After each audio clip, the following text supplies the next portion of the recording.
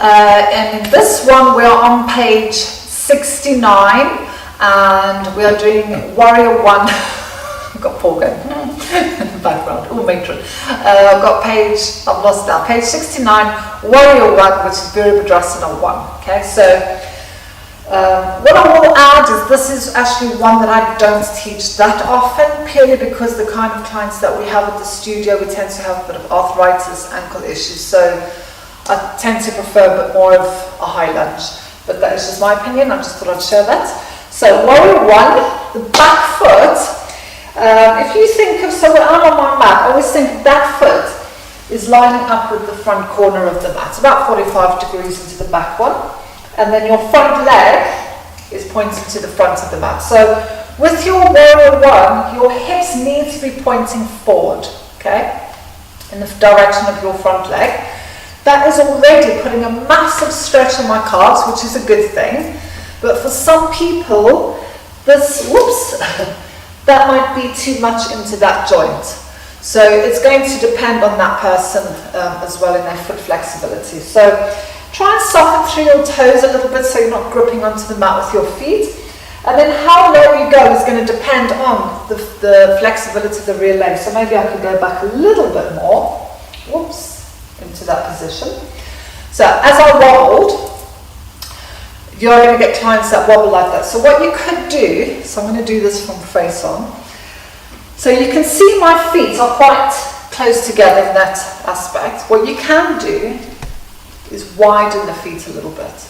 What will happen then just makes the balance a little bit easier. But what I will say is if you make everything too comfortable for clients, they're never going to get better at doing it. So I tend to try and keep people in a closer stance so that it doesn't matter if they wobble because the muscles are still working and they will get better with it. So, but if you see someone's falling over the whole time, then you can do that. Or offer them a chair or a wall or something, okay?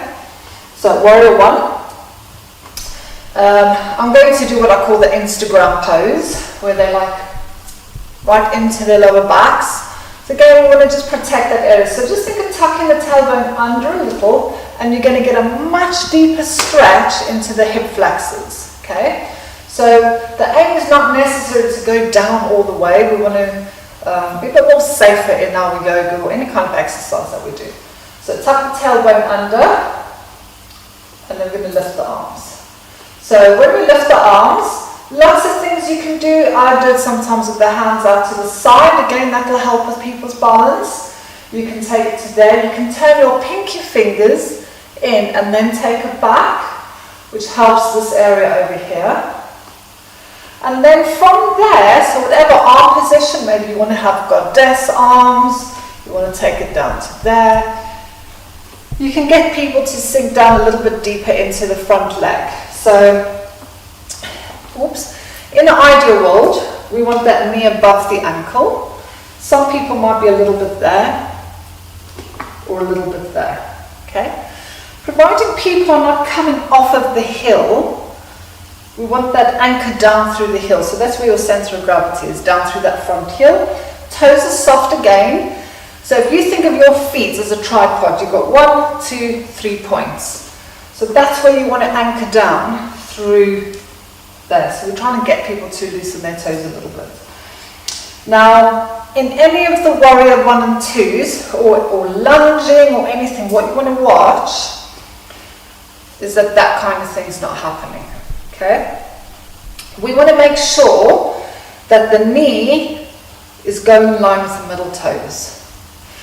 Now, not everybody's bone structure is in a straight line like that. So if you've got a ballet dancer, their natural stance is going to be like that. If you watch any ballet dancer, this is how they tend to stand. So for them, they might be in a slight turn up, providing the knees tracking in the same direction as the toes, they're okay. Some people might be slightly turned in, providing the knees in the same direction as the toes. So it's that you're trying to watch. You can see my knees completely far away from the toes. Okay?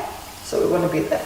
So I might say to people, right, we're in a Warrior 1, now just stop, look at your knee, check your toes, are they in alignment with each other? Okay? Or send your legs slightly to the person on your left hand side, because that can help with the feedback of the proprioceptors. So that can help with that one. So your warrior one. Okay. Nice strong leg workout, good hip flexor stretching and calf stretching, especially for ladies that wear high heels, really good stretch in the calves. So that is your warrior one and page 69.